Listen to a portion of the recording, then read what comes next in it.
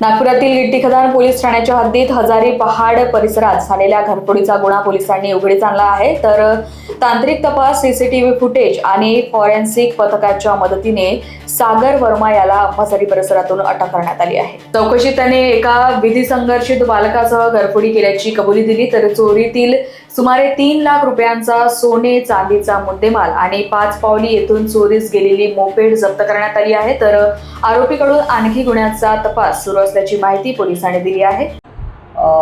Police station गिट्टी खदान अंतर्गत हजारी पहाड गायकवाड लेआउट येथे 31/7/2026 ते रात्रीच्या दरम्यान एक घरफोडी झाली होती। त्या घरफोडीच्या फिर्यादीला ती माहिती 1/8 दुपारी मिळाली।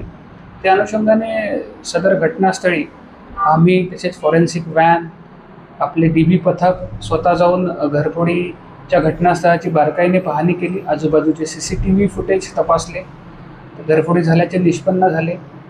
त्यावरून आम्ही त्या दिवसापासून एक तांत्रिक तपास सुरू केला आणि आमच्या तपास पथकाने सदर गुन्ह्यातील आरोपीचा अतिशय मागोवा घेऊन तो आरोपी जो आहे या गुन्ह्यातील तो अंबाझरी पोलीस स्टेशनच्या हद्दीमध्ये संशयितरित्या फिरतो आहे अशी माहिती मिळाल्याने आमच्या DB पथकाने सापळा रचून त्याला अटक केली आणि त्याला ताब्यात घेतल्यानंतर त्याला विचारपूस केल्यानंतर त्यांनी गुन्ह्याची कबुली दिली।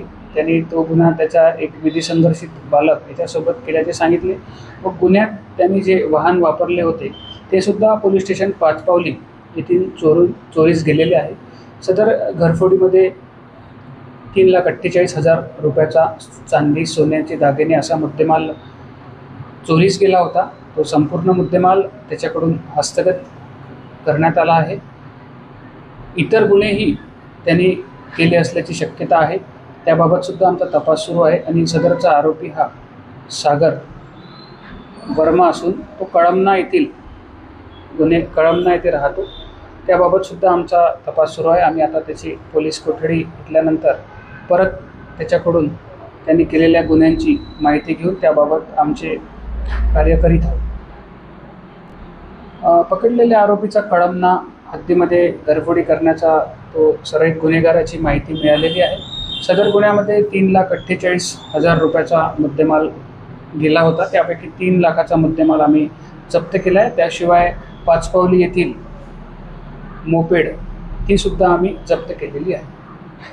लोकवाहिनी मीडियासाठी विशाल बंबडवार यांची रिपोर्ट, नागपूर।